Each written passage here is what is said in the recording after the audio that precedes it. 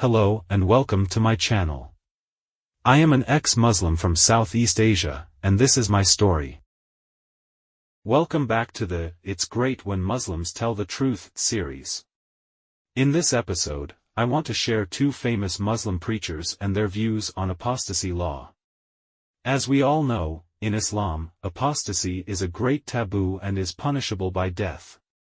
Let's listen to these preachers what they say about apostasy law in Islam. And then, I will be making a commentary on the basis of their claims. The first preacher is a famous Islamic preacher who lives in a kuffar country, United Kingdom. His real name is Urdi if I am not mistaken, but people know him in the social media as Ali Dawah. There isn't a public information on his education background that I could find, but nonetheless he appears to be well-versed in Islamic education. Let's listen what Ali Dawah says about apostasy law. This is a part of our religion. There's a reason to it. Yeah? There's a reason why there's a capital punishment. Because people like you, little weaklings, who leave their religion and cause corruption in the land by spreading it, the capital punishment in Islamic law would be applied to you. We have no doubt. And we're proud of that. Yeah?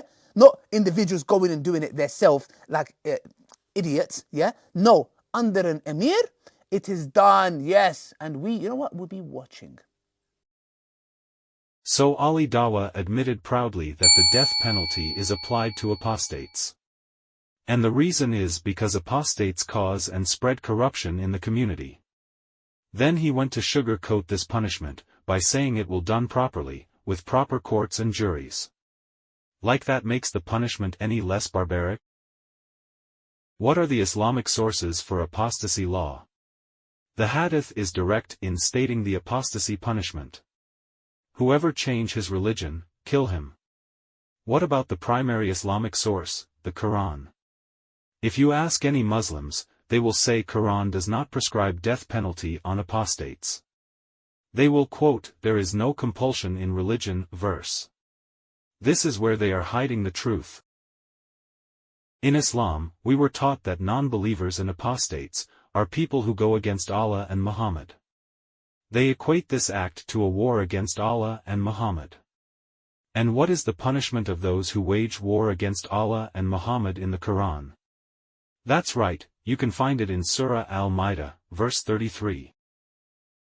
Indeed, the penalty for those who wage war against Allah and His Messenger and cause corruption is none but they be killed. Notice that the Quran verse is so synonymous to what Ali Dawah was saying. He also mentioned that apostates are causing corruption. So, what corruption is Ali Dawah talking about?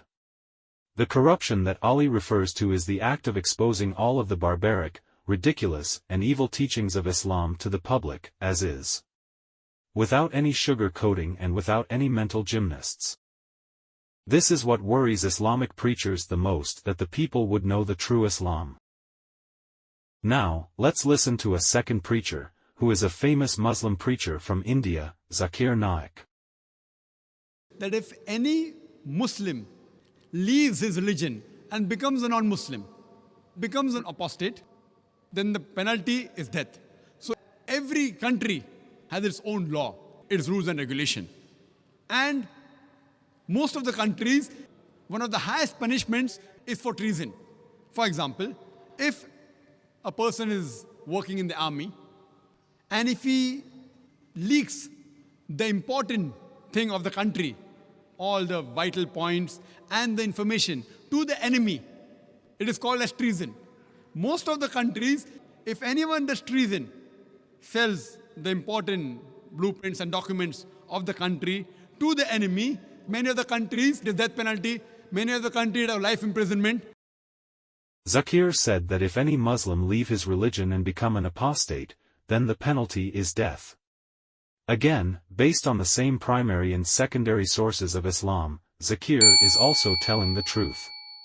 But what is the reason? Zakir gave an analogy of treason.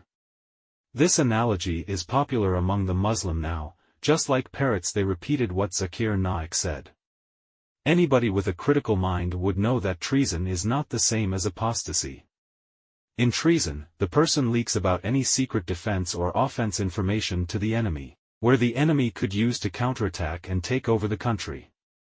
The effects of treason can be a war between two countries, destruction of millions of lives and properties. Whereby apostasy has no such effect. When an apostate leaks the barbaric, ridiculous and evil teachings in Islam, none of Muslims' properties and lives are lost. Let's continue with the video. It's only in the Islamic state of law if that Muslim who becomes a murtad and then propagates his new faith and deceives the people, that's the time this penalty is put. For example, if in a school, if I appoint a teacher, mathematics teacher, she is teaching 2 plus 2 is equal to 4, then tomorrow she teaches 2 plus 2 is equal to 5. So, but naturally I won't keep her in my school.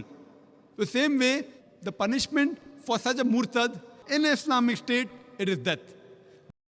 So similar to Ali Dawah, Zakir also said the same thing about apostates, that we propagates our new faith and deceive the people, or in other words, spreading corruption. When in fact, we merely stated the facts and truth about Islam. Zakir gave another analogy of a math teacher that taught 2 plus 2 equal 5 would not be kept in the school, meaning to say the teacher will be fired. In the real world, such teacher would not be fired, but called to correct the teachings, and if the teacher still insist, only then be fired or asked to teach other subjects. Still, the teacher will not be killed. This analogy isn't very good. So two famous Islamic preachers have spoken the truth about Islam. And this is great because they themselves have admitted to the barbaric laws in Islam.